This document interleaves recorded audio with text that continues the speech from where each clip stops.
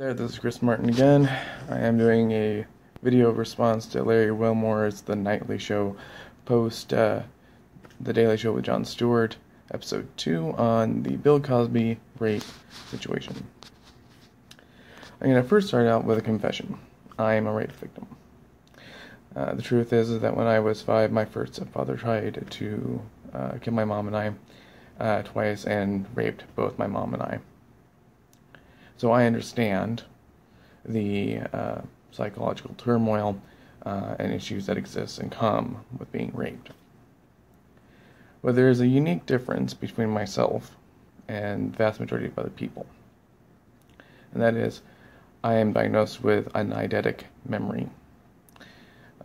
It's not a perfect memory. That's one of the big confusions and misconceptions about the quote-unquote photographic memory. But it gives me a extremely detailed memory of all of my life events. So much so that it is ingrained in my memory. But the vast majority of people don't have that. And so I'm going to kind of expound upon the issues that exist about making fun of the situation and why I am appalled by the social commentary about Bill Cosby. Bill Cosby is one of our greatest comedians, probably one of the most influential African-American men. He grew up in a time of great disparaging cultural situations that damaged and changed the way we view our society.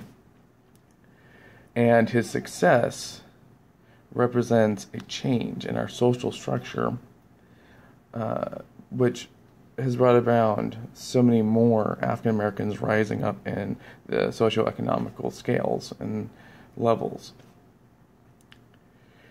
The issue that exists with Bill Cosby's rape allegations by these women is that, one, he has not been proven guilty, okay? But we treat him as though he is guilty. And we have this ideology in the United States that innocent until proven guilty is how we handle things. Because without proof, without fair trial, without fair recognition, and treating reality as reality is, we get into situations where people are being harmed either through social defamation or physically harmed, without them actually not having done anything.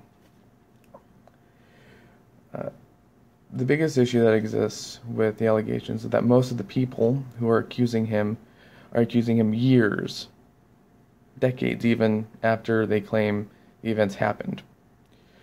And not only is there a thing called confirmation bias, which makes us believe what we want to believe, and that we are correct, even if we aren't. But there's also the issue of reconstructed memory.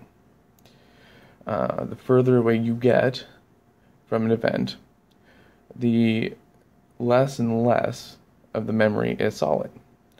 Events such as rape, such as car accidents and traumatic events, they stay with us longer, yes.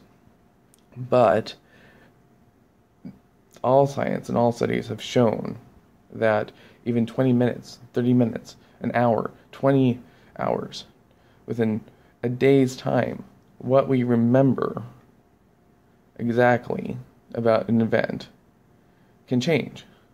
We reconstruct it. Our brains inject stuff, our imaginations, everything that was sidelined out and has been used to reconstruct memory. And so, even a day later, a rape victim can remember things that didn't happen. Can blame the wrong person, especially if they've been drinking or if they've been drugged, for that matter.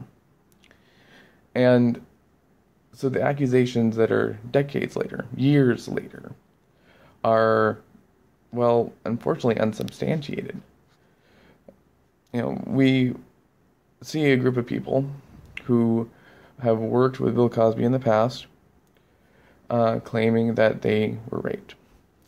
And it is very possible all of them were raped. It's very possible that Bill Cosby did rape them. But the thing is that I have to question what they remember. I have to question the facts, because that is how we get to the truth. The truth is we don't know right now if he did or not. The allegations are unfounded as far as we are aware, and that's all they are. They are allegations.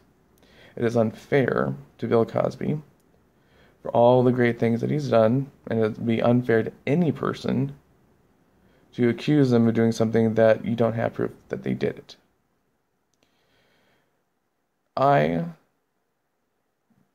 For all the things I remember in my past, all the abuse, all of the things that have happened to me, I would not even go back with the eidetic memory that I have and claim and go after my first stepfather for raping me or trying to kill my mom and I wouldn't do it because I don't have any evidence. And it would be my word against his. And in the same case with Bill Cosby, we had to be careful with these people. Because for all we know, they were raped by someone else. Someone that was, similar in appearance to Bill Cosby at the time. Or they were working with.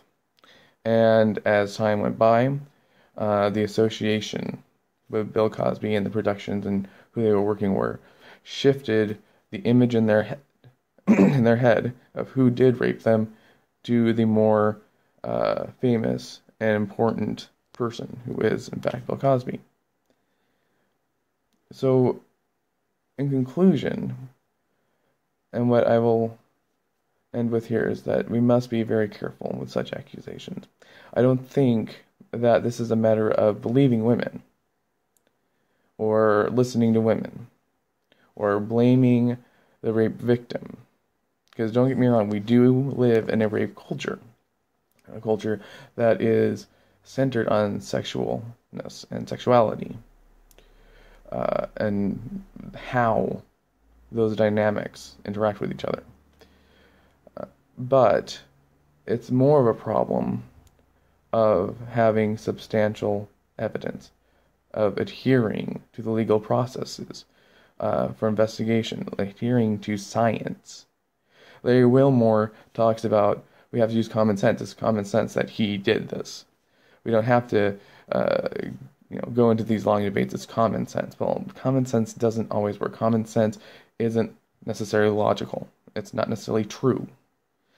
We have to use the tools that exist to actually substantiate the claims, to actually investigate and discover the truth.